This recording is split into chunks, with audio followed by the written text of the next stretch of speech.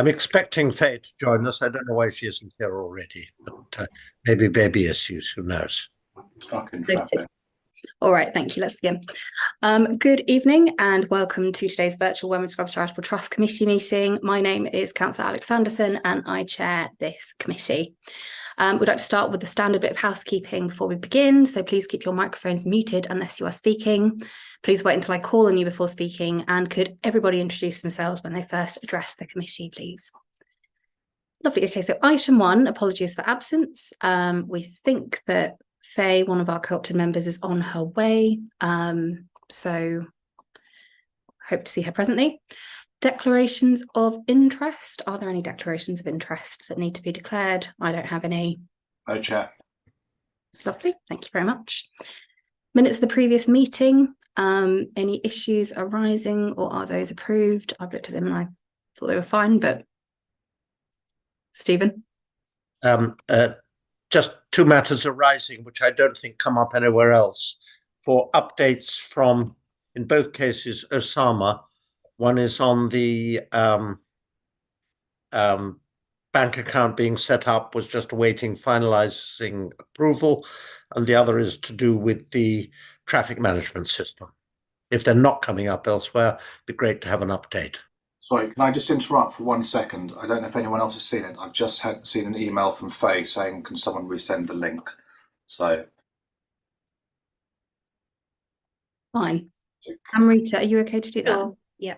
Perfect. Thank you very much. Thank you. And Osama, I think we can update on those a bit later on. Perfect. Thank you very much. Pending, other than those matters arising, we're happy to approve the minutes. Great. Stephen, I just noticed the harp in the background. That's amazing, amazing background to have. Lovely. All right, thank you very much. That's not a matter arising. I'm just impressed. Lovely. Okay. Item 4, Wormwood Scrubs Charitable Trust Annual Report and Financial Statements for year ended 31st of March 2023. I imagine this will be a variety of officers talking about these, but Nick, can I go to you in the first instance?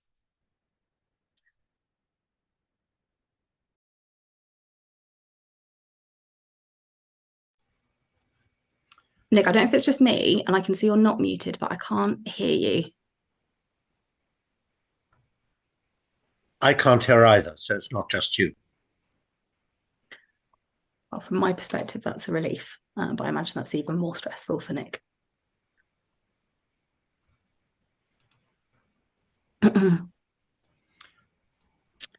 Chair, it's Simon Ingham here, Assistant Director for Parks and Leisure. I think Nick had asked me briefly to introduce this section anyway as the Council's authorised officer supporting the Wormwood Scrubs Charitable Trust. So possibly while Nick is sorting out his connection link, I'll just do a brief introduction and then introduce Stuart McKay from the auditors, who will perhaps lead us through a bit more in detail, if that would be helpful. That would be very helpful. Thank you. So thank you, Chair. I'm pleased to present the Wormwood Scrubs Charitable Trust Trustees Report and Financial Statements for the year ending 31st of March 2023. As I mentioned, I am the Council's authorised officer for supporting the Charitable Trust in my role as Assistant Director for Parks and Leisure. In terms of an overview for the year, the Scrubs Charitable Trust exists to ensure that the much valued area of open space in West London is used for the exercise and recreation of Londoners. During 22-23, we saw some significant developments for the Trust. We delivered a financial surplus of over £400,000 as it continues to benefit from increased rental income, albeit not all of which is expected to recur in future years. We continue to provide a site for the temporary buildings for the Kensington Aldridge Academy in the aftermath of Grenfell Tower fire. The Trust Committee approved an alternative ecological mitigation master plan from the impact of HS2. The Charitable Trust applied for and was successful in achieving a green flag accreditation for the whole of the Wormwood Scrubs. We continue to manage and maintain the grounds maintenance management of the Scrubs and preservation of the Trust charitable objectives. The Trust continues to work closely with the Friends of Wormwood Scrubs through the 2 friends who are co-opted members of the Governing Committee. And most significantly, we hired a Trust manager to support the continued development and implementation of the strategic direction as dictated by the Trust Management Committee, with a number of day-to-day responsibilities of this role picking up overseeing the grounds maintenance, coordinating capital projects, managing the sporting and cultural activities on the scrubs, and reporting and taking forward a number of the Trust's activities during the last calendar year. I'm happy now to hand over to Stuart McKay from MHA, who will take us through a little bit more detail of the Trust's accounts and details. Thank you. Thank you very much, Simon. Thank you. Nick, do you just want to try your sound and see if that works? And then we'll know if you're... I don't think his sound's working. I've asked him to leave and rejoin. That might do the trick. Thank you. Stuart, thank you. Thank you, Chair. Good evening, everybody. My name's Stuart McKay. I'm an audit partner at MHA. So what I'll take you through this evening is our audit findings report, which is in your packs. I'll take this as read, but I will just pick out some salient points.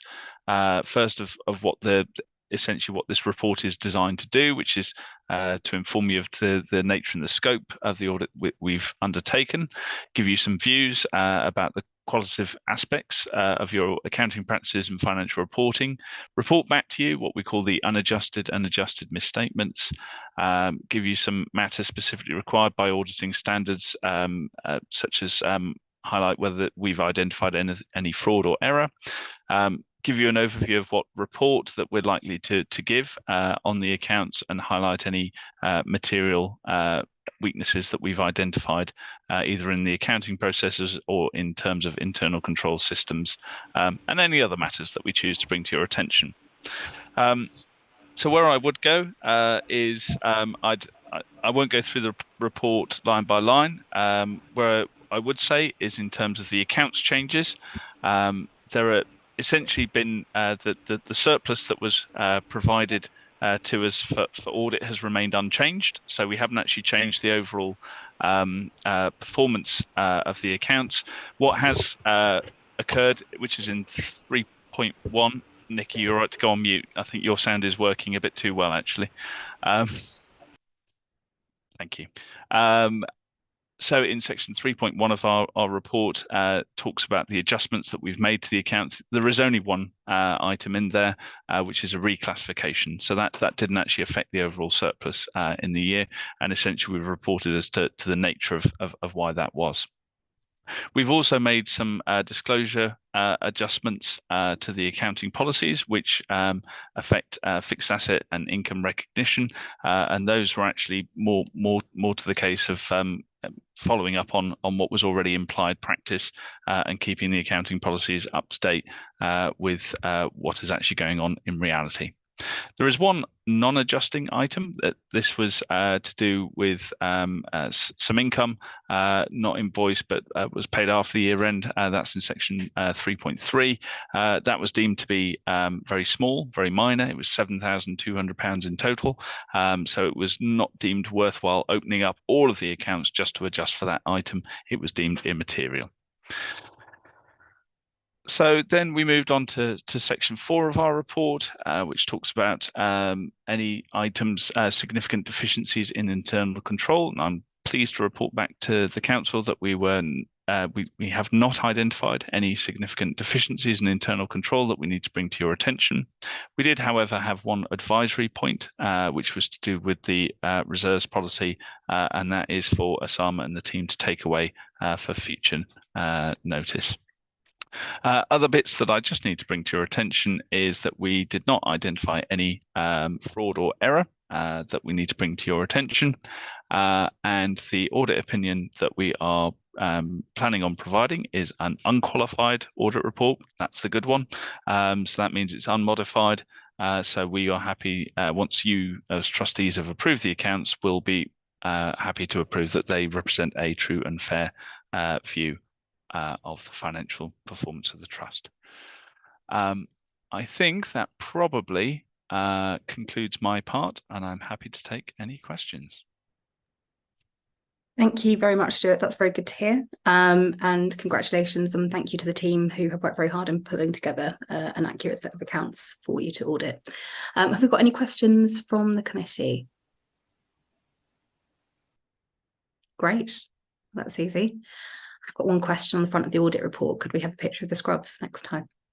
It is a gorgeous picture on the front of what looks like the Highlands, but we've got a lot of gorgeous pictures of the scrubs we could use. Other than that, any other comments or thoughts on the audit other than to thank the team and Stuart for everything? Great. Well, thank you very much. So that is great. Are we now approving these? Yes, great. Are these approved? Lovely. Great. Thanks very much. Great. Right. Does this mean we can let you go, Stuart? Sorry, Chair, can I just come in quickly? Oh, sorry. Hi, Nick. Yeah, of course. Hi, I just want, sorry, thanks. I'm Nick Falcone, Senior Accountant at Hammersmith, the Fulham Council. Apologies for the technical issues I was having. I just want to also say thank you to Stu and his team for the audit, the work that they've done over the past few months. Also to Simon and Osama for their help with the trustees report. It's that sort of is at the start of the accounts. And just to say, yes, the surplus was, quite a healthy surplus in 22-23, but just remembering that quite a big chunk of that, 340,000, is as a result of the Kensington Aldridge Academy lease. And without that, the surplus would have been significantly smaller. So, yes, I just wanted to sort of emphasise that point, and also just, as Stu mentioned, the fact that we are reviewing the reserves policy of the trust at the moment, as that is one of the recommendations, and we should have a level that we're sort of targeting. So that is something we will review and report at the next meeting. So yes, that's all I wanted to really say for the time being. Thanks. Thank you, Nick. That's very helpful. What's good practice for a reserves policy? Certainly where the charity I run, it's 6 months. Is that kind of standard practice? Yes, I was looking at it myself. Obviously, it needs to be tailored to the trust, but I think I've seen it could maybe vary between 3 and 9 months, but it does, depend on the trust's individual risks and future plans. So we'll kind of take all that into consideration when coming up with a policy. I don't know if anyone else wanted to say anything on that. I can input there if you want, Nick.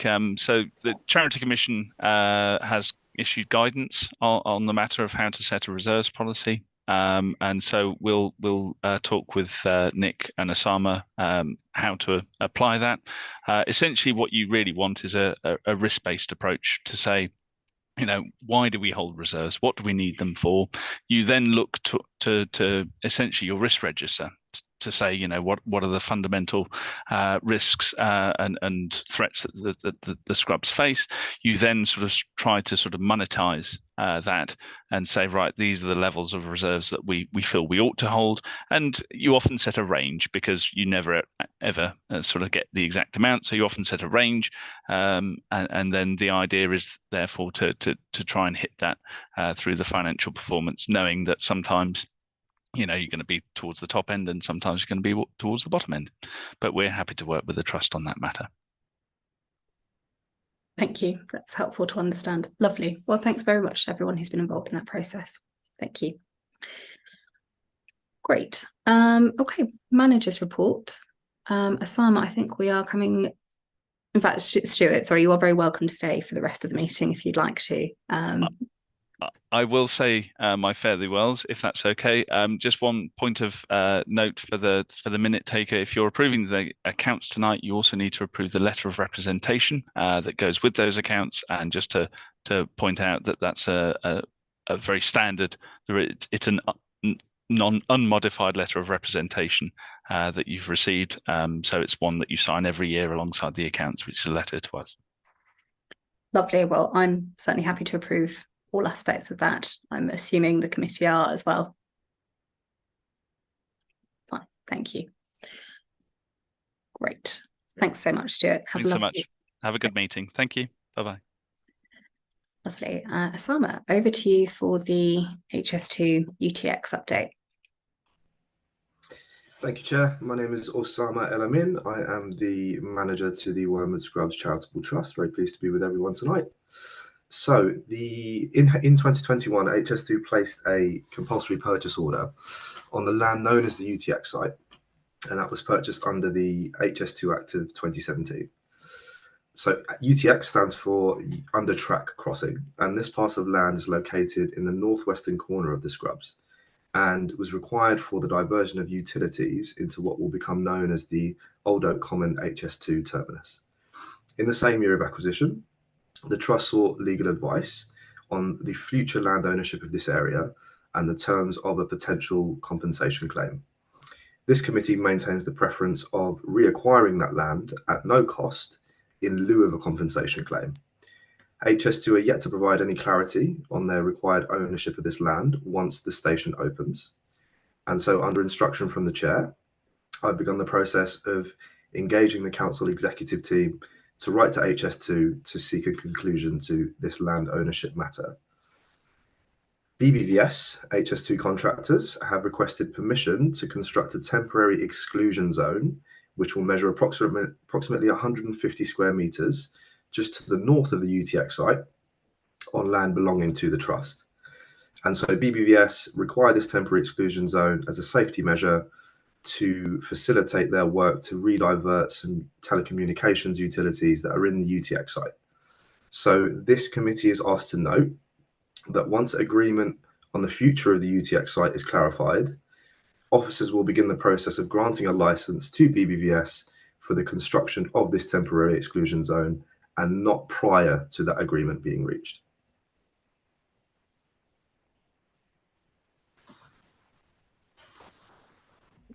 Thank you. Stephen? As I think the longest serving member of this committee after the chair, I'd like to say that the position that Osama has described, the not very satisfactory response from HS2 to the, I would say, entirely reasonable request that they not pay us for the land, we not pay it to them, but they give it back to us, has been wholly supported by the Friends throughout, and we remain slightly nervous at their refusal to engage over a 3-year period now. So we are fully supportive, strongly supportive of this approach that Osama has taken at your instruction, Chair, that this request, which they now want, is a good opportunity and good leverage to try to achieve what is a very reasonable request made 3 years ago. So thank you for doing this. Thank you. That is very much the hope that it does force some movement on this matter that has been dragging on very unsatisfactorily for a long time. Faye? Have BBVS said that they've got a deadline for when they need to start their works?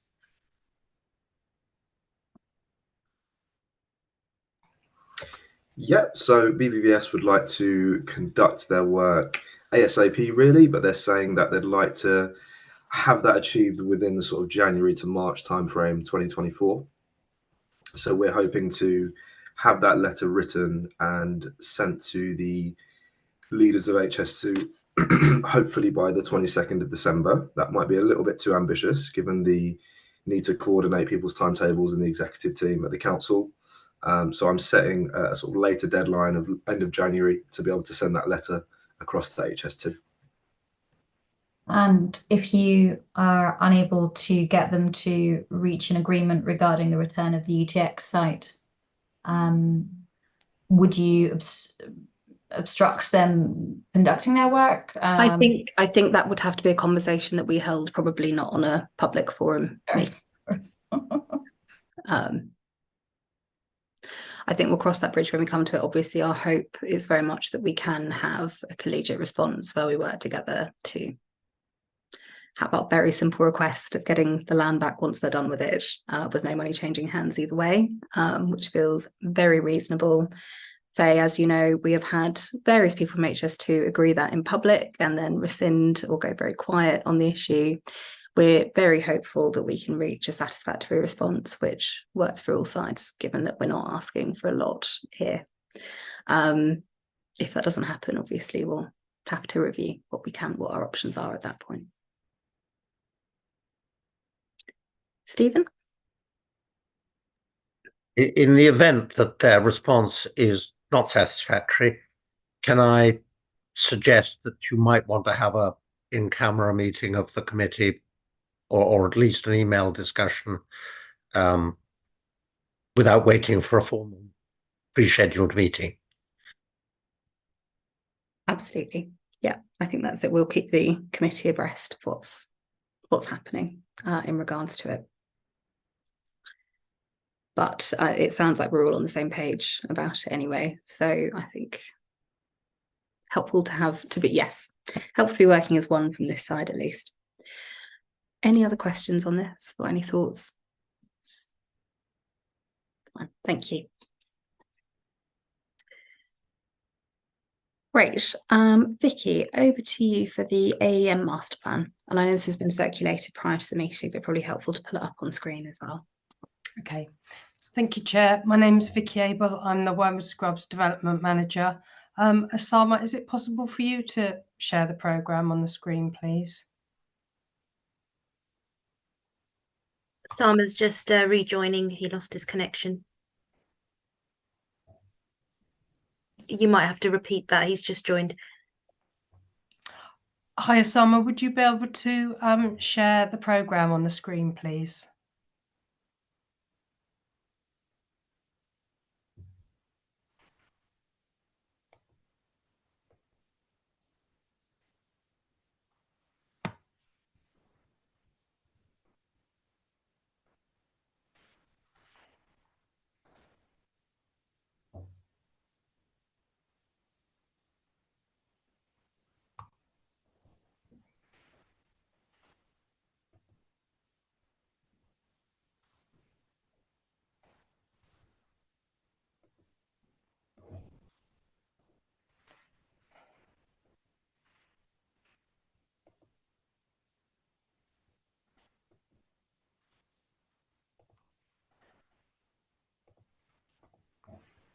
Chair, while we're waiting for it to come up, am I right in thinking this is the first time we've seen it? It's not been shared prior. I thought it had been emailed. Vicky, sorry, oh, there we go, perfect. Okay, that's great. Thank you, Osama. Officer, just confirm what's been shared thus far. Yeah, sure. This is the latest version. So this has been only just updated today. It was updated last week as well, last Tuesday, but there were a few errors that needed to be amended. So this is the very latest version. And has it been shared? Because I know I saw the old version, but was that shared with the committee? This version hasn't been shared, but it can be sent around after the meeting. Yes, please. Thank you. Okay, so if we start by the timeline across the top and look in the column for December, which is where we are now, obviously we've got if we go down the side to work stage 3, which is the planning application, we've got LUC still working on the planning documents and the application, and also the FRA, which is the flood risk assessment, and the CMP, which is the construction management plan. They're also being worked up by external consultants. If we go across to January, we've built in 2 weeks for HS2 and the council to review the planning documents once they're completed at the end of December. And then the next box shows, excuse me, the date for submitting the planning application, which is the 19th of January now. And then going further across, February, March and April shows the planning application. If that is validated on the 2nd of February by OPDC, then that's when the 13-week determination period starts, and that is due then to end on the 3rd of May. Just going further down the work stages, if we go down to work stage 4, which is the tender package and tendering. Yeah, that's it. So at the moment in December, we are putting together and finalising the tender documents, which is basically all the detailed plans and specification. Moving further along, we've got the quantity surveyor is working on the bill of quantities, which is basically a pricing document for the contractors. We will then review all those documents along with HS2 before the tender package is uploaded onto the CAPI system, which is the portal for contractors to submit their bids when it comes to the actual 6-week tendering process, which will start hopefully after the public consultation period of the planning application, which is due to end on the 8th of March. That's a 3-week period. And if there are no major objections to the planning application, we will commence with the tendering process then on the 8th of March.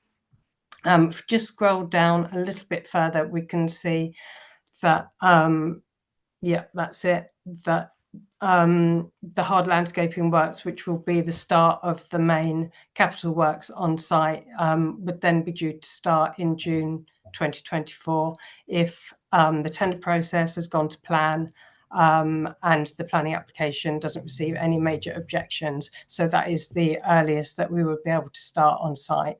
So that is basically an overview of where we are now, with the main difference from the last programme being that the planning application, instead of being submitted on the 8th of December, which is what we were aiming for, is now due to be submitted on the 19th of January. And that and the programme now just shows the knock-on effect to the delay of the other elements on the plan.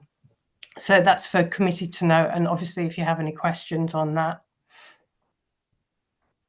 Thank you, Vicky. It's really helpful to see it all mapped out. And goodness, there's a lot going on. Do you remember we talked about maybe just having a key or something on here just to make it a slightly more accessible document with the various... yeah, I can do that. There's a lot of acronyms in there. There are a lot of acronyms. I certainly don't know what they all mean.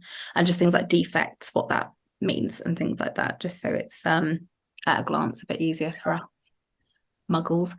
Right. Any questions from the committee on this? Because there's a screen up, I can't see you, so I'm Stephen and Faye. It may be that you don't have questions. Oh, I can see myself. Nothing from me, Chair. That's not true. Stephen. I was not on the walk you had last week with some of my colleagues on the Friends Trustees, who I know made some strongly expressed views on the some flood matters and some pond matters and some path matters, and I wondered whether your consideration of any changes arising from those discussions was yet complete, and if so, whether there were any changes, major or minor, being made to the likely submission of the detailed plans. We've certainly had a conversation about it, and I think it's possibly ongoing. On the swales, I know there was quite a lot of concern about the swales near the sports pitches being one continuous swale and they're not being paths over, and that's not the case. So there will be significant walkways going from the sports pitches. So the swales will be very broken up.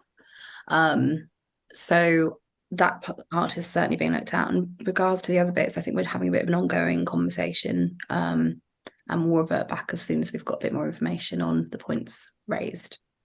I don't know if any of the officers want to say any more on that, but I think that was the extent of the conversation we had last week. Fine. But no, it was a helpful walk. Looking forward to the next one. Okay, any other thoughts on the timeline? Fine, as I said, it's a really helpful document, Vicky. Thank you for that. Are we just noting this? Yeah. Jumping in between all my papers. Fine, thank you. Okay, Leicester's embankment and the fencing. Vicky, staying with you for this. Yeah, so we've been looking at the chain link fencing that runs along the base of Leicester's embankment. Some of it is actually fine, but some of the panels do need to be replaced.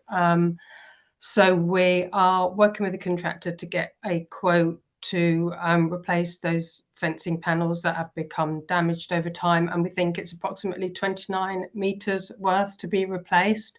But we also want to make sure there are access gates included as part of that work as well, so that we can make sure the contractors can get onto the embankment for maintenance reasons, and also get equipment in there as well when they need to.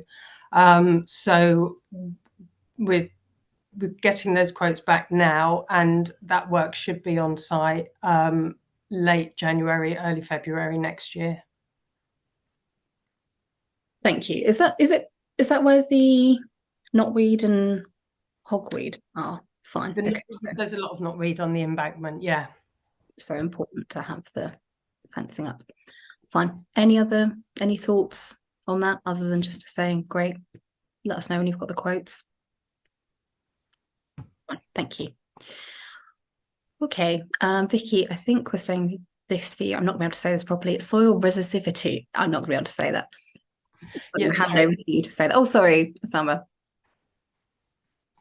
Yeah, thank you, Chair. Just a really quick note, actually, to say that I raised the purchase order today for the work on Leicester's embankment. It came to about £3,500, and like Vicky said, we're hoping that works are going to begin on site towards the end of January. Fingers crossed. So 29 meters of panelling. That's 27 meters of new fencing on the eastern edge to completely close off that route, and then to repanel the 2 areas of fencing that just needed touching up, shall we say. Thank you. That's a lot cheaper than I thought it might be. Great. Okay, now I've got to try and say soil resistivity testing again. That feels like a tongue twister. Vicky, I'm not going to say that again. Hand over to you. No, okay. So thank you, Chair. So HS2 want to take some soil resistivity testing on the scrubs. The purpose of this being to measure the degree to which the soil resists or conducts electric currents.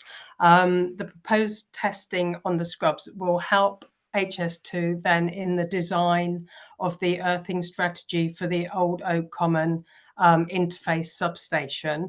Thanks very much. So that plan shows 2 test lines, one running east to west and one running north to south.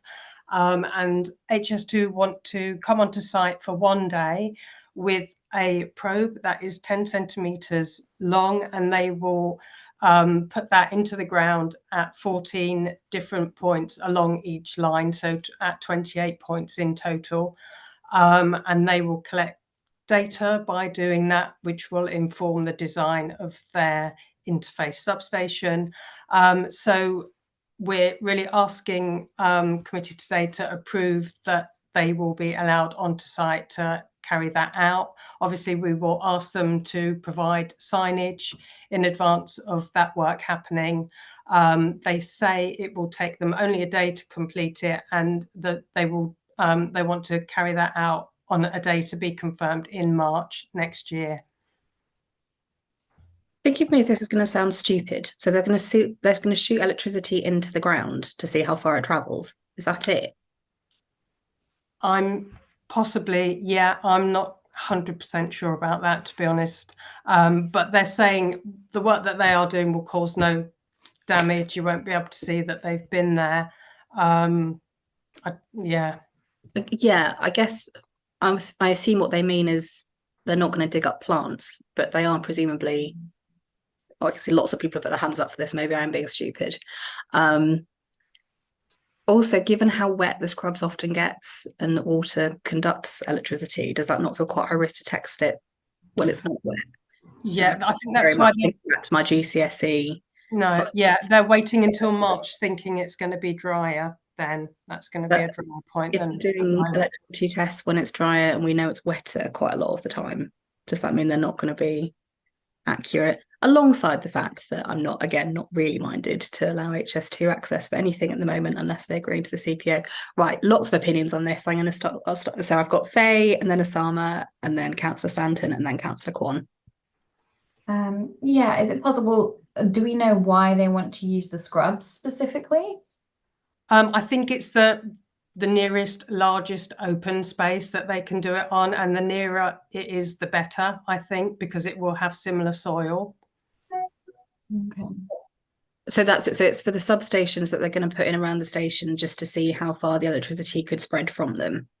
So I understand why they want to do it on the scrubs, because they want to see how far electricity might go out into the surrounding area. It just feels like a bit of a nut. I'm sure it happens all the time, but it feels like a bit of a nuts experiment. Osama.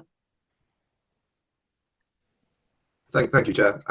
Yeah, just to add to what Vicky said there, the purpose of this is to understand essentially how the soil which is next door to where the new station is going to be, it's the same soil more or less that they're building on.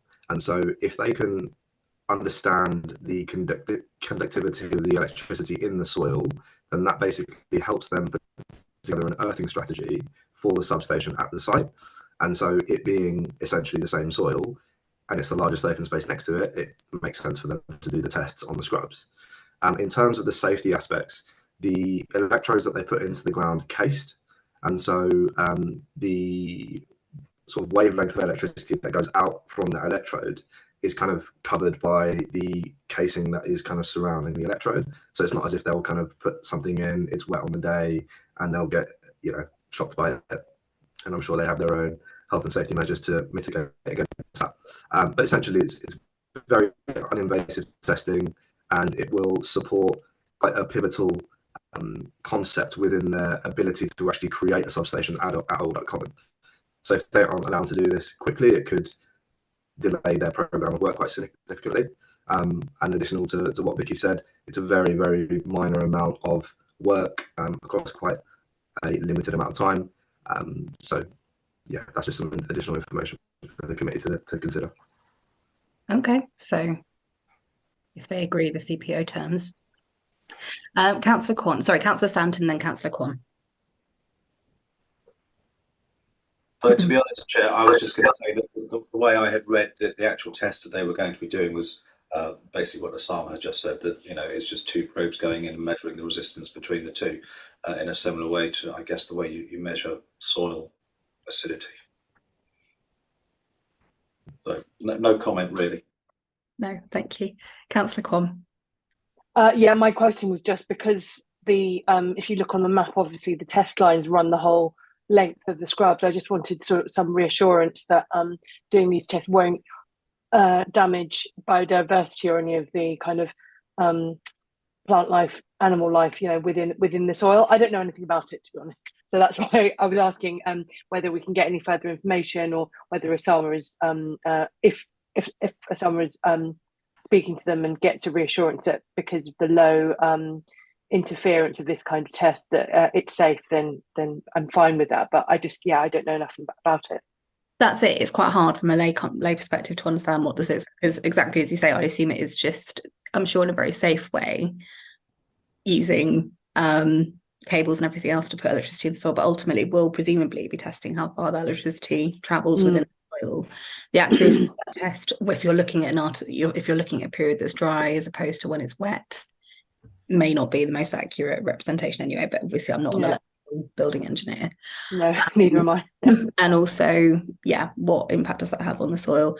Along with the fact that, again, I'm not sure any of us are particularly minded to say yes to HS2 acting beyond the powers that they have very stepped out in the Act at present. And if that does delay their programme, they have a very easy fix to that.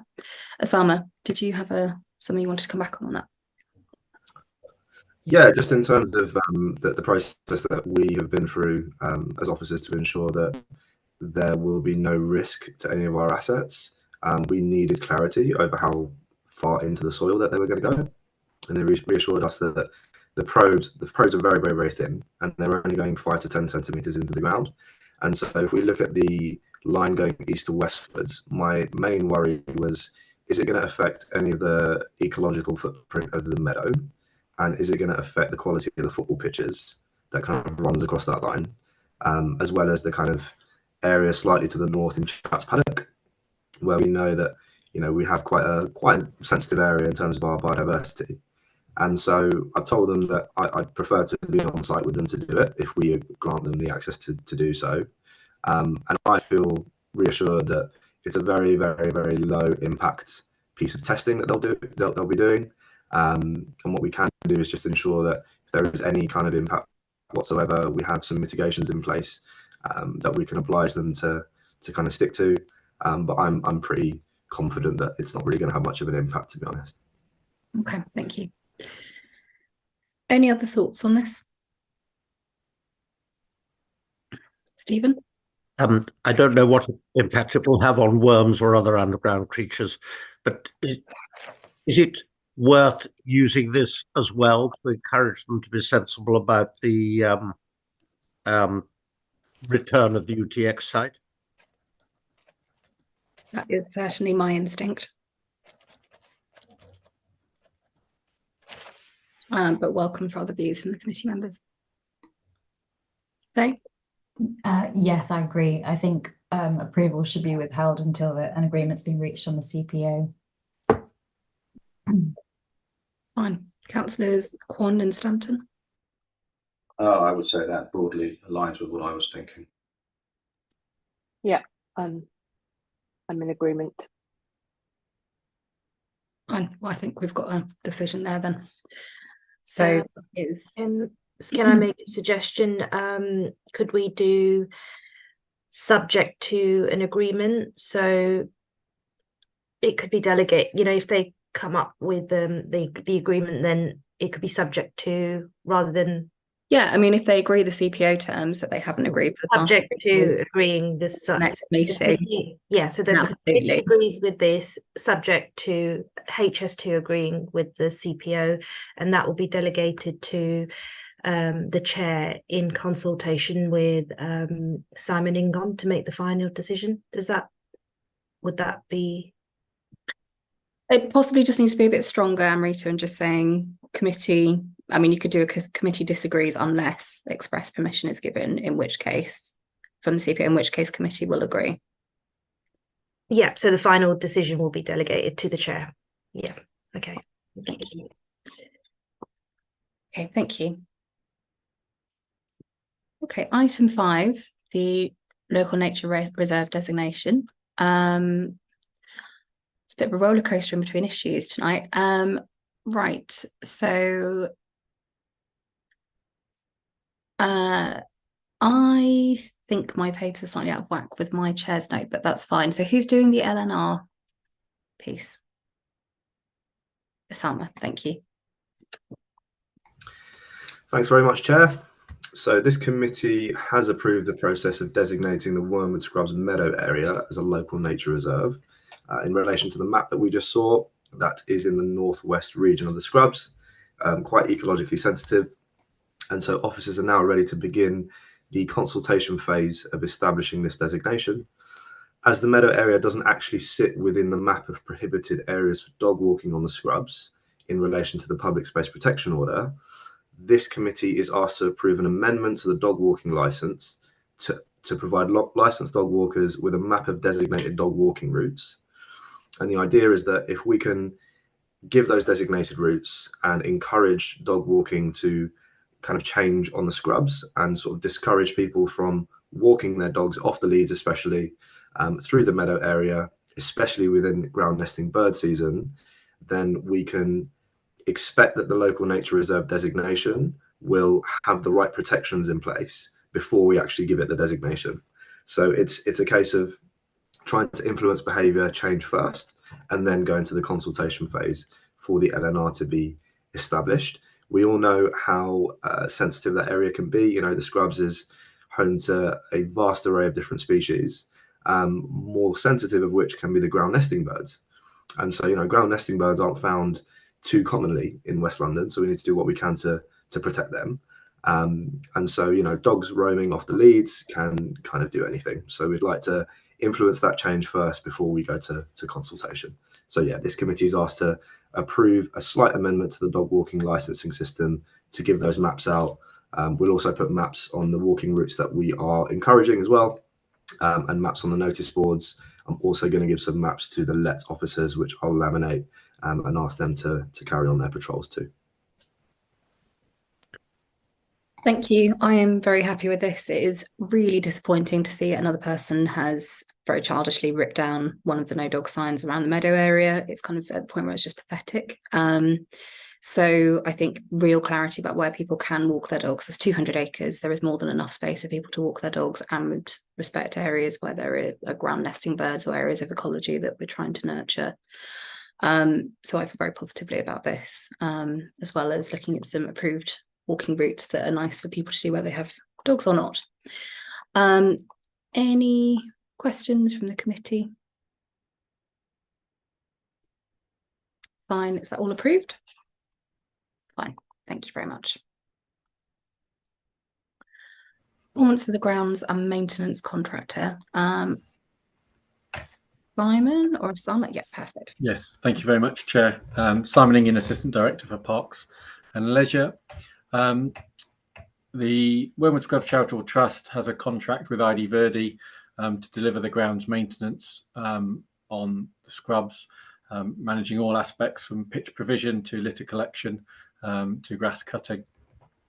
They started a contract in February 2022. It was a 5-year term with an option to extend for a further 5 years. As this contract was let, they also took up opportunities to manage all the other parks and open spaces and cemeteries, and also housing estate land as well for grounds maintenance. In June 2023, the committee approved a 3.51% inflationary uplift for 1 year to the cost of delivering the grounds maintenance works across the estate. This increase was requested on the basis of unforeseen sustained levels of inflation across the country, affecting the contractor's ability to fulfil the contract specification. Since issuing the uplift this financial year, the contractor has maintained a moderate satisfactory level of output. Officers continue to monitor the contract method statements matched against the list of daily, weekly and monthly maintenance activities that ID Verdi carry out, with a view to ensuring that any discrepancies are logged, monitored and raised with the contractor to rectify as soon as possible. The committee should just note that the level of performance on Lot 3, Wormwood Scrubs, exceeds that currently of Lot 1 and Lot 2 between parks and housing. The contractor maintains that high levels of inflation, along with difficulties in recruiting and retaining staff, pose a significant challenge to maintaining the service standards required under the contract specification. Officers continue to give operational support to ID Verdi, but there is little improvement at the moment on standards across Lots 1 and Lots 2 in particular. Given the economies of scale offered by the contract across all 3 lots, a lack of improvement on KPIs across the borough does pose a risk, which is being managed and monitored by officers at the current time. But we just wanted to let the committee members know that we are managing and monitoring the contract as we can under the contract specification. It's just for you to note, but happy to answer any questions. Thank you. Councillor Stanton. Thank you. The first really is just to clarify what you mean by lot. So when we let the grounds maintenance contract, we had 3 parts of that contract. One was particularly for Wormwood Scrubs, which was asked for and supported by the Charitable Trust, so that we could manage and maintain the grounds maintenance more at hand, rather than it being part of a far wider contract. When we let that contract, contractors could bid for 1 or more of those lots. And in the end, when we went through the tendering exercise and the ultimate procurement, ID Verdi was successful and the most competitive bidder across all 3 of those different parts of the contract. So there are 3 separate contracts that they manage on behalf of the council, one relating perfectly to Wormwood Scrubs, the other relating to housing estates, and the third one relating to all the parks and cemeteries. So whilst they are separate, they also have very similar key performance indicators. The performance on the scrubs, I would say, is satisfactory at the moment. Complaint levels aren't as high as other areas, and they're performing generally well. However, if they are failing in one contract lot, which they are presently at the moment in parks and open spaces, they're slightly better in housing, but not as good as they are in Wormwood Scrubs at the moment. If there is particular problems, further down the line, then it might affect continued delivery on Wormwood Scrubs, which is why we're just flagging it at the current time. Our aim is to work with ID Verdi in partnership to make sure that they drive in performance and improve performance to such a state that it doesn't cause us concern going forward. Thank you. So the three contracts, they're not linked, but they are. They're all presumably for the same duration. They are correct, yes. So we are in year 2 of 5 years. Is that We're just right? coming to the end of year 2 in January, and they'll start year 3. And normally we would start a reprocurement exercise about 18 months from the end of a contract, or look to renew if there is an extension opportunity, which there currently is on this contract. So should there, and I don't know what potentials for breaks there are, because I don't know how they are underperforming in the other lots, but I'm just kind of, well, I'm not so much concerned, but I'm seeking reassurance that there won't necessarily be knock-on effects from any activities or actions that take place between the council and ID Verdi on those 1 or 2 other lots. Because they are linked and there are economies of scale, and they share occasionally staff and they share resources in terms of plant and equipment, and they do share depots. There could well be an impact in the future if measures are taken against them. Across all 3 lots, we did raise the inflationary increase as the Wormwood Scrubs Trust did last year, but we haven't seen the same knock-on effect or improvement in performance as much in lot 2 and even less in lot 1 as we have in lot 3. They are obviously far bigger elements to the contract compared to the amount of staffing and resources required on Wormwood Scrubs.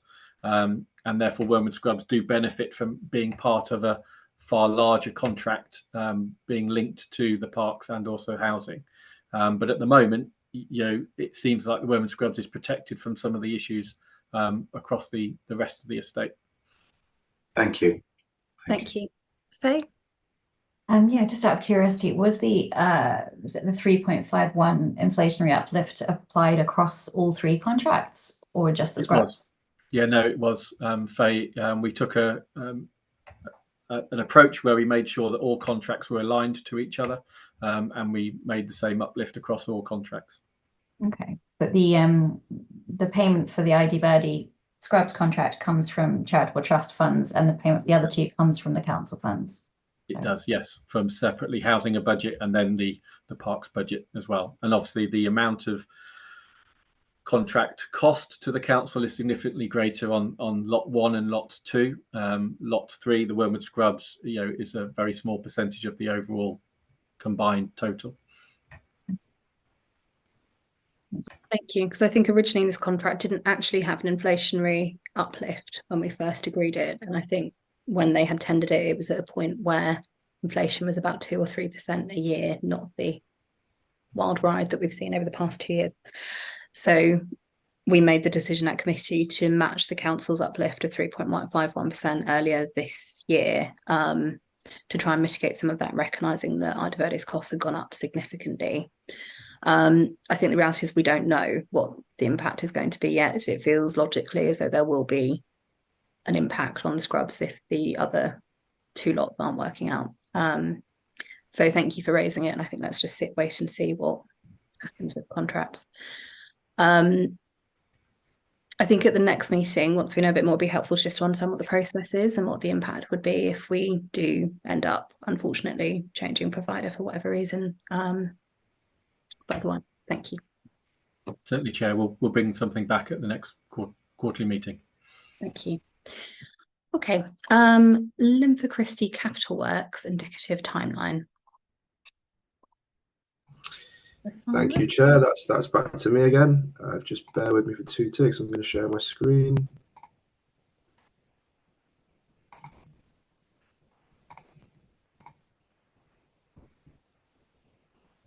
Okay, hopefully that's clear. Azami, you might just need to blow it up. So you could just zoom in a bit, right? Because it's tiny. Okay, 1 second.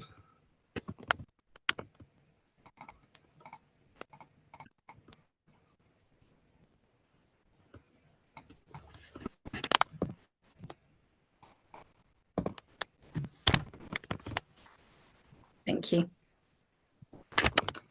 Okay, thanks very much. So this committee has approved 3 different capital work schemes at the Linford Christie that are detailed here. I must really impress on everybody that this is just an indicative timeline. There are many, many, many different stages and things that can occur that could kind of delay works starting on site. And so I'll just start from the top with regard to the changing room block, which requires demolition and the replacement with bespoke porter cabin units. We're very much hoping that we can get out to tender in early 2024. That might be a little bit too ambitious. This is a project that we're running in consultation with the facilities management and building survey control team in the council. So we're very much hoping that we can get a tender out by sort of January, February, with a view to work starting on site in March 24. The budget for this project will be coming from the council's corporate budget. It is costed at about 1.1 million. And so we're hoping that once we've selected a contractor, those works can begin on site, and they'll take sort of up to 6 months to be completed. With regard to the synthetic pitch resurfacing, so these are the football pitches and the additional 11-a-side pitch, which we have a funding agreement and lease with the Kensington Dragons Football Club to construct. They are just in the process of putting their final specification together, and officers are helping them to do that at the moment. We are hoping that we're going to go out to tender with those works by roughly February 2024. Those works are a little bit more localized, shall we say, and so we're hoping that they can be completed within 4 to 6 months. It is really just resurfacing. The extension of the 11-a-side pitch is what's probably going to take the most time. We also have to consider that the depot wall on the southern aspect will be demolished. Not the one that's just been rebuilt, but the one that is backing onto where the 11-a-side pitches are. And so that means that there's kind of a knock-on effect for the value of the depot. And that means that the whole kind of timeline of works for that program is going to take slightly longer. But officers are still working with the Dragons to make sure that we can bring that forward as quickly as possible.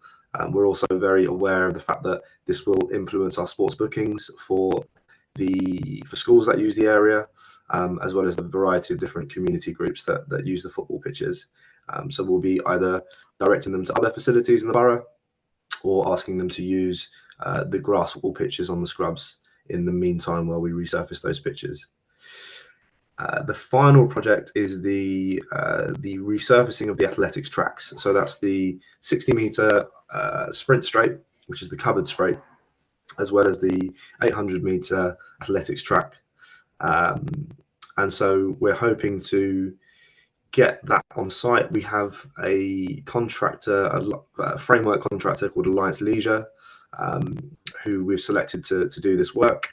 Because they're a framework contractor and they've done so much of this work in the past, we've got a lot of confidence in their ability to kind of honour those expectations that we have. Given the fact that it's the floodlight as well that we're hoping to upgrade, could take roughly 6 to 8 months to get that finished. This committee should note that we're working very, very closely with the Thames Valley Harriers to make sure that their regular schedule of training activities and all the competitions work around not having a part of a track, for instance, for some of the summer. The way that this timeline falls means that we're not going to be able to finish everything before the start of the athletic season. But we are working very closely with the Harriers to make sure that we're not impacting their schedule of activities too heavily. So yeah, happy to take any questions on that. Thank you very much. Stephen? Lowered my hand because my question was answered in the course of your Osama's making remark. Great, thank you. Any other questions or comments? Thank you for this. Helpful to see all the work mapped out again. Very glad that we're on the council's capital plan for expenditure for the water cabins and loos fundamentally as well. I know it's going to make a lot of people happy for those being there. Looking forward to seeing the work progressing. So thank you very much. Oh, Councillor Stanton. I did have one just tiny question. I'm assuming there are no planning considerations with regards to this, you know, putting up the porter cabins or anything really.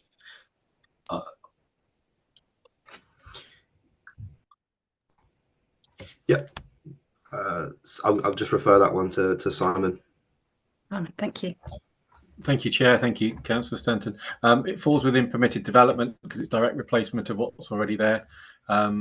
Even the flood lighting, which we're looking to replace on the athletics track, they're already high, over 4 metre high columns already under permitted development for those. It might just need a building control sign off, but we're working with the contractors just to make sure everything's in place.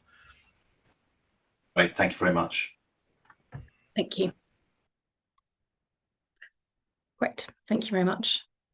Oh, my least favourite topic, the traffic management system update. So this was one of the 2 things mentioned by Stephen earlier in the meeting. Simon, back to you. Thanks again, Chair. Thank you very much. Yeah, quite a bee in my bonnet as well at the moment. And so just to give an update on this, the initial budget that was assigned to this work when it was commissioned was £63,000 and £63,131.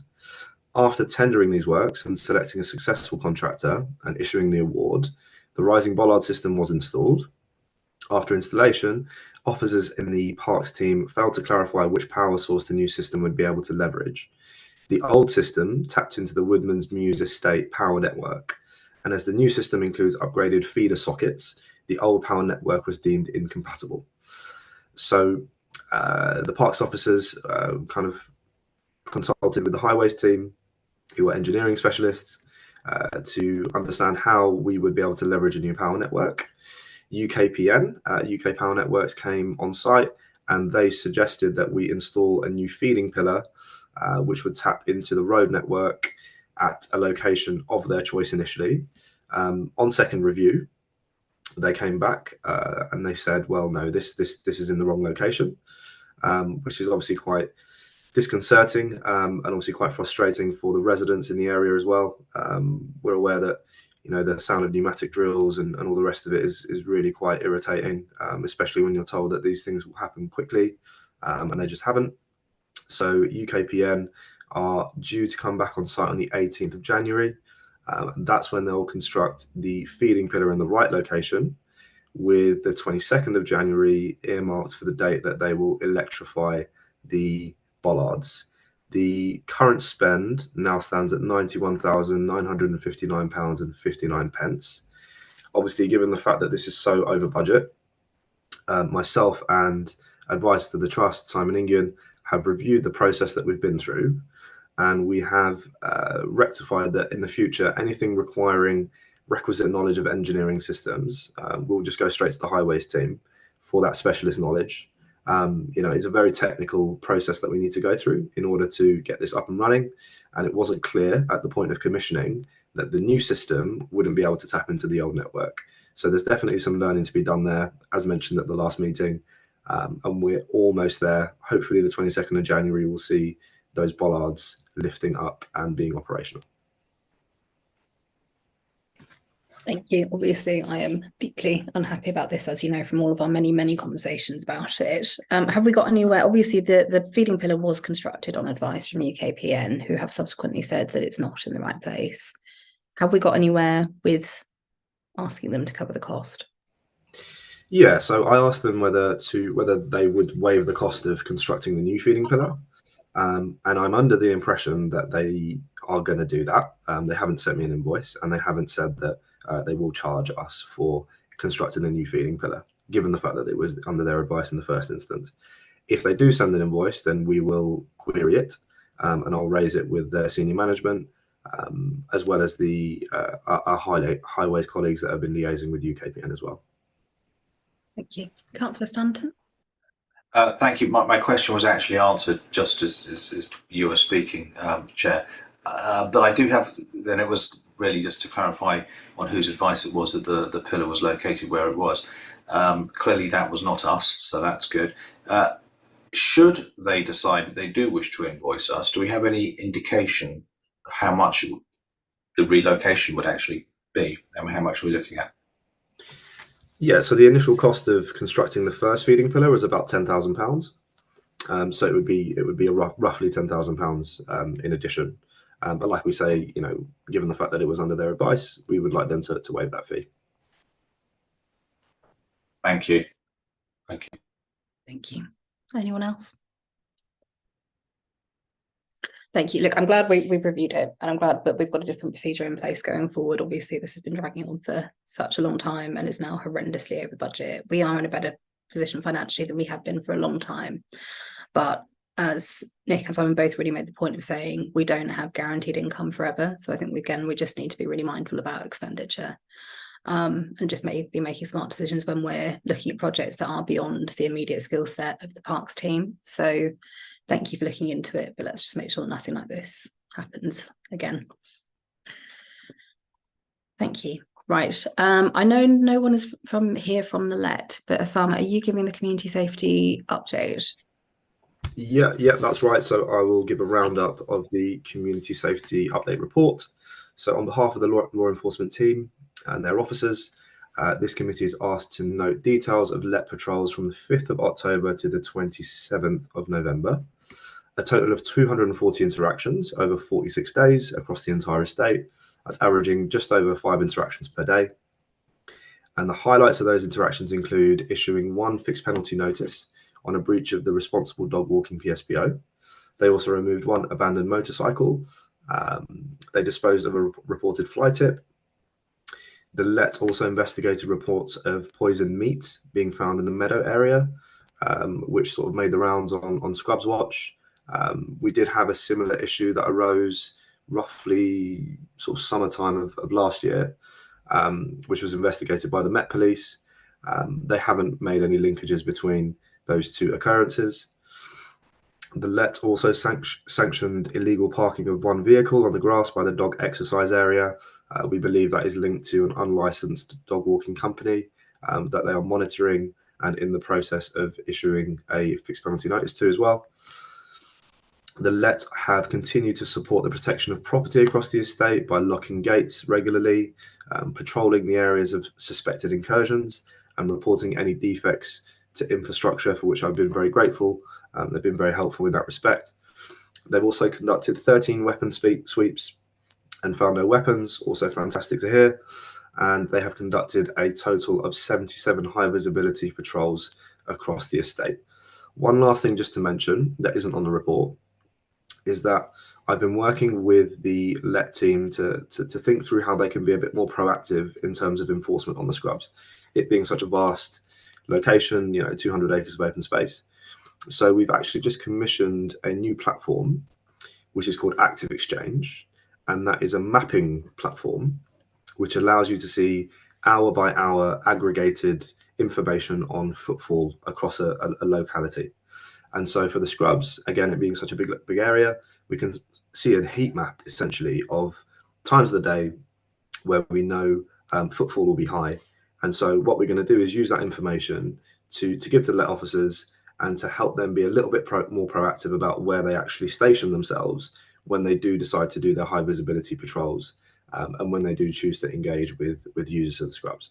And the idea is that hopefully, knowing that certain areas are quite popular during certain times of the day and during certain times of the week, Let officers can strategically place themselves in areas where we know dog walking compliance might not be too great, or potential for antisocial behaviour might be increased at that time of day or that time of week. So we're hoping that that's going to result in a little bit more active engagement and a bit more proactive outcomes for those on the Scrubs. Thank you for that update, Osama. Obviously, you're not the Let team, but does anyone have any questions or comments to make? Faye and then Stephen. A couple of things. What was the name of that platform again? It's called Active Exchange. Another question. The poison meat thing. Because we had a whole thing on Braybrook Street where it was cordoned off for like a week a few months back, and the police were stationed there 24/7. We never really heard anything further back. Apparently it was horse meat or something. It's really worrying that's happening on the Scrubs with pet owners. Someone said that a cat got poisoned. yeah, I would be really interested to know what stage they got to with their investigation, because it's obviously worrying a lot of dog walkers and residents as well. So it would be great to have more information on that. I know it seems like a trivial thing, but it's super worrying if you've got animals out there.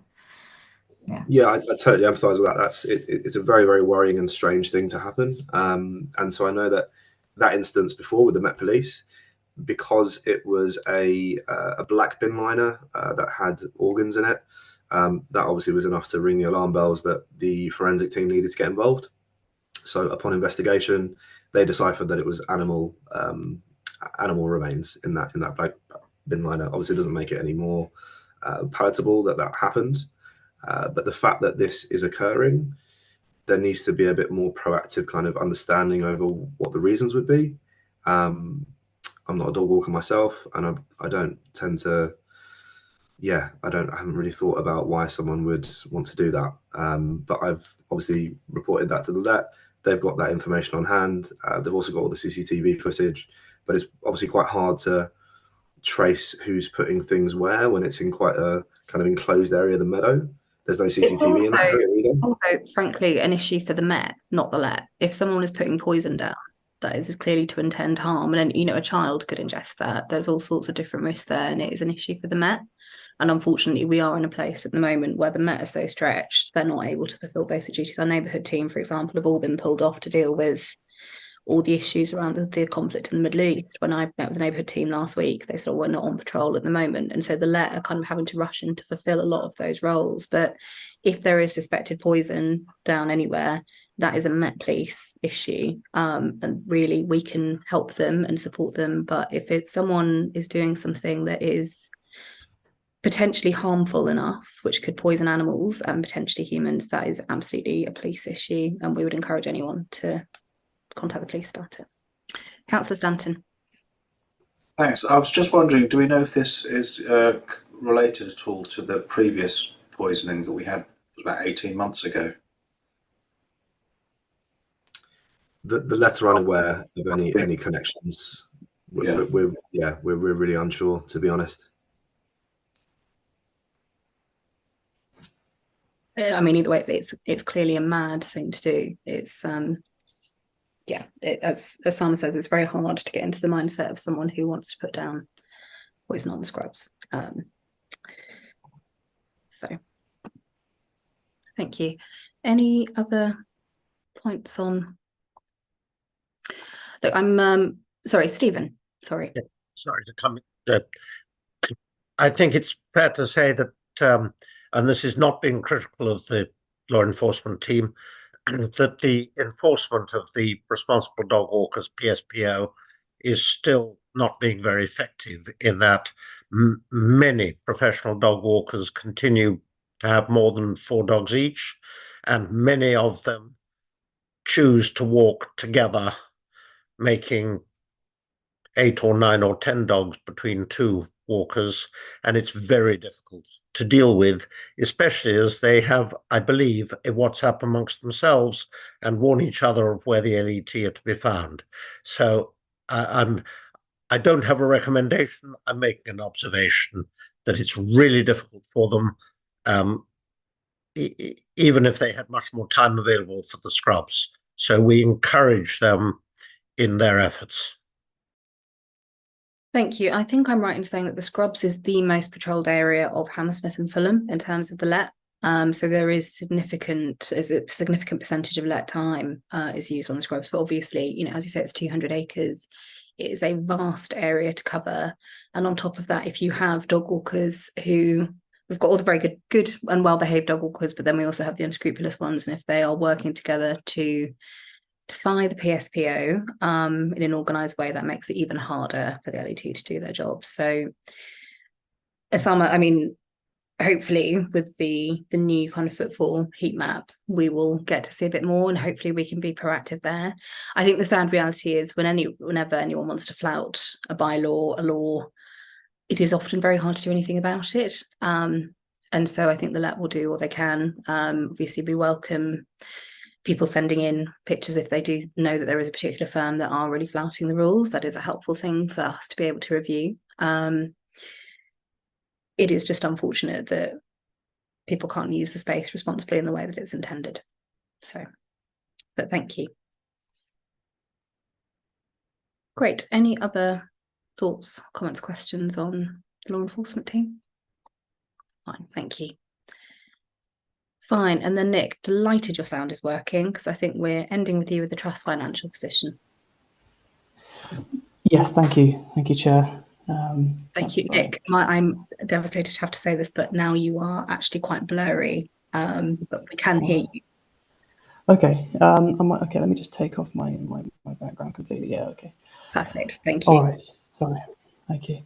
All right, so I thought I'd just start actually with an update on the bank account, because I know that was asked about earlier.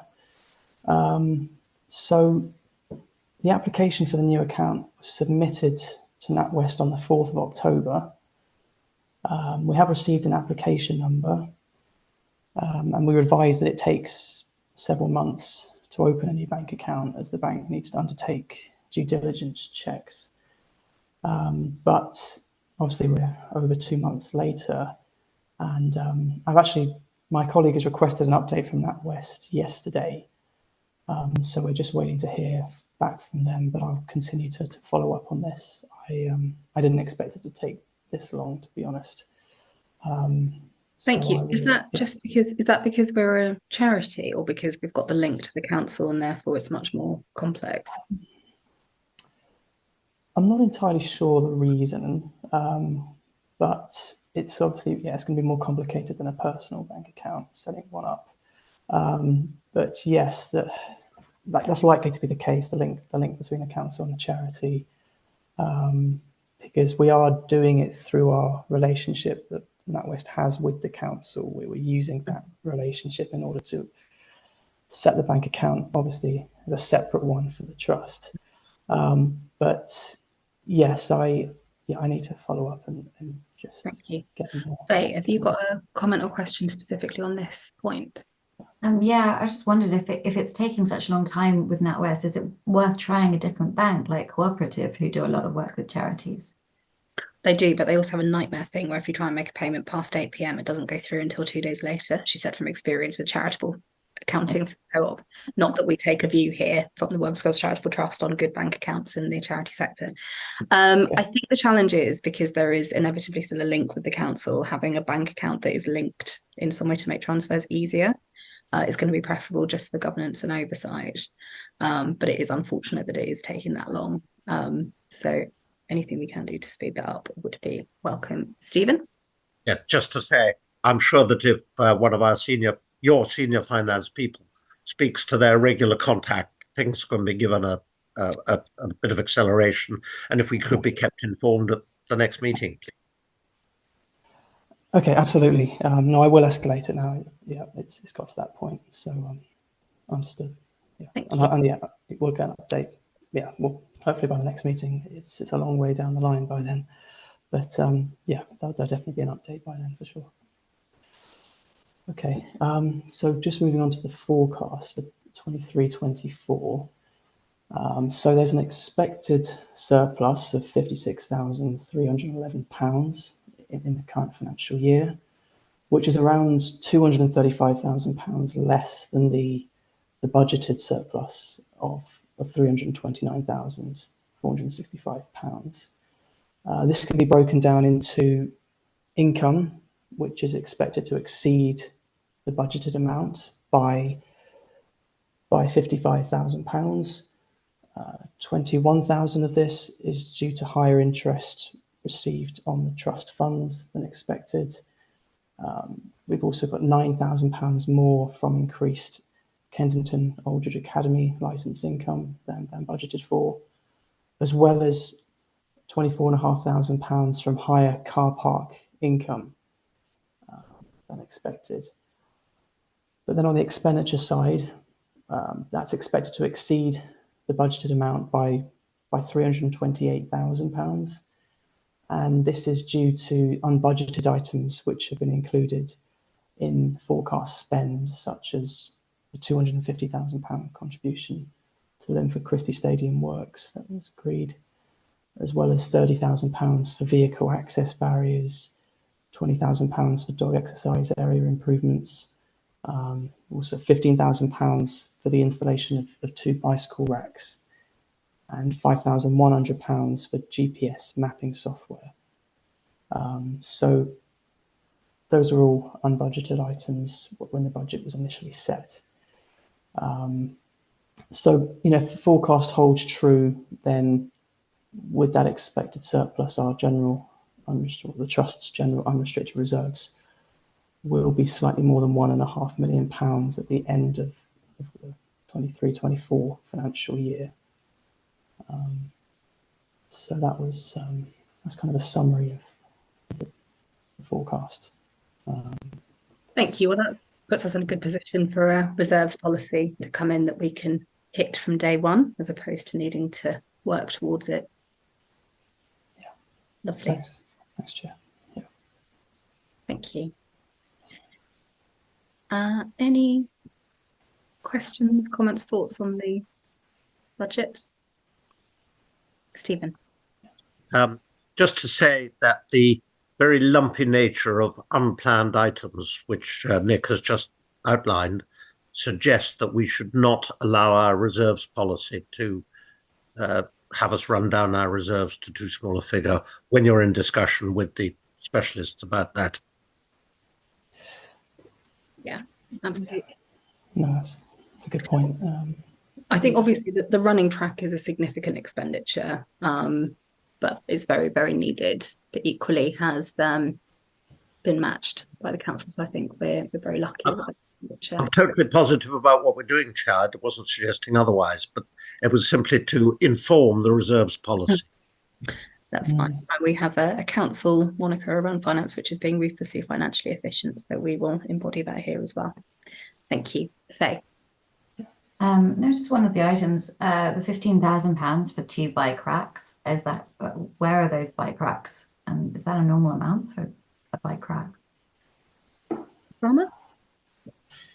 Thank you, Chair. So this would be theoretically, so this doesn't mean that we've actually commissioned this work just yet, but I put that to the side because I was thinking of commissioning 2 sets of bike racks, not just like 2 individual kind of metal bars, but 2 sets of bike racks potentially near the prison artillery lane kind of aspect, and potentially near Scrubs Lane as well. Like I said, we haven't gotten to the point where we've commissioned the project at all, but I just wanted to put it to the side because it has been something that's been requested quite a lot by different users that I've interacted with, especially users of the outdoor gym. So that's not been spent yet, and there isn't necessarily a plan to do so, but that money's just put to the side to potentially put that in place. Thank you. Anyone else? Fine, good, thank you. Summer, is your hand still up because you want to add something to that, or just being easy about bike racks? Please. All right, well, thank you very much, please, Nick. Great to see them all mapped out. Lovely. Right, I think that brings us to, I know we're not technically allowed to have AOB, but are there any other items? I think, Stephen, that was both the items that you brought up as matters arising in the minutes that have been dealt with, both the They were both well explained. Thank you. Lovely. Are we not doing any other business? Do we not do any other business? I think we're not technically allowed to, but let's have a discussion item anyway. And I can see Councillor Stanton's got his hand up as well. So okay, may I go after him? Of course. Mine is absolutely tiny little thing. In the annual report, page 5 of the annual report, page 18 of the pack, there was a figure 1, and the paragraph above it says, which are indicated with red dots on figure 1 below. I'm just thinking before we actually sign off formally the report, the dots are yellow, so we might just wish to correct that typo. Thank you. Let's make those dots label red. Thank you. Next to yellow. Actually, Chair, if I can just come in on that. That was actually one of the very minor audit findings is that they were originally red, and because it wasn't clear enough in the picture, we changed it to yellow. So actually, if it's okay, I'll change the text to say yellow dots. Yes, thank you. Sorry, that was a joke about making it Labour red. Please feel free to change it to yellow in the text. Thank you. Lovely. Thank you very much, Councillor Stanton, for your sharp eyes on that. Stephen.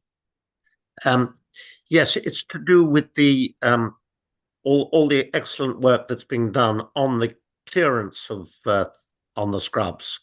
There hadn't been for some years rough areas cleared, and so it's happening. And some of the naturalists on the Friends are concerned that it's being done a little faster than is prudent, and that the clearance should be a percentage, the agreed percentage, not just of the rough areas, but of the whole area. Now, this is quite a technical issue, and I'm not really expecting an answer, but I'm raising the point because we've been asked to do so for Osama and to consider with those directly concerned. Thank you. Thank you very much. Osama, any immediate thoughts on that? Yeah, thank you very much, Chair. So we're working with Kate, our on-site ecologist, to identify the locations of scrub within the meadow area that are priority works areas. So we've got roughly 20% of a particular location within the meadow that we need to manage before we start to tender for the capital works. We do have some resource issues at the moment on site, and so we're looking at another contractor to potentially come in and help us on a day rate to hit that 20% goal before we go to tender with the capital works for the master plan. That does reflect a number of different grounds maintenance jobs that we need to get done before we start tendering for those capital works to get the site up to a place where these new implementations can be created, and then they can be maintained for that kind of forward 10-year plan. So yeah, we're very aware of what we need to undertake in terms of additional grounds maintenance, and Kate is just being fantastic. She's really on it in terms of kind of putting in together resources from volunteers that she can, but where she can't do that necessarily, we will leverage some extra resource from outside to get that done. Thank you very much. Stephen? Just to say thank you very much. Lovely. Thank you for Great, thank you. Oh, it's like table tennis. Osama. Sorry, Chair, thank you. Just one extra note to mention to the committee about the development of a cafe on the scrubs. So I am looking at potential for issuing a license potentially for a coffee van at one of the car parks. This is an option that was explored previously by the committee with a local provider. And so I'm kind of reviving that discussion at the moment. We all know how keen people are to have a cafe on the scrubs and to have accessible toilets. Just a note really to say to everyone that I'm very much aware of the need, and I am working on potentially establishing a license quickly with a coffee van operator, and the toilets will be factored into the changing room improvement works that we're doing at the Linford Christie Stadium as well. Thank you. I think we're all very excited about that. Lovely. Okay, so the date of the next meeting is the 6th of March. And if there is nothing else, can I just thank everyone for a fantastic year at Wormwood Scrubs Charitable Trust. Lots of very exciting developments and even more to come.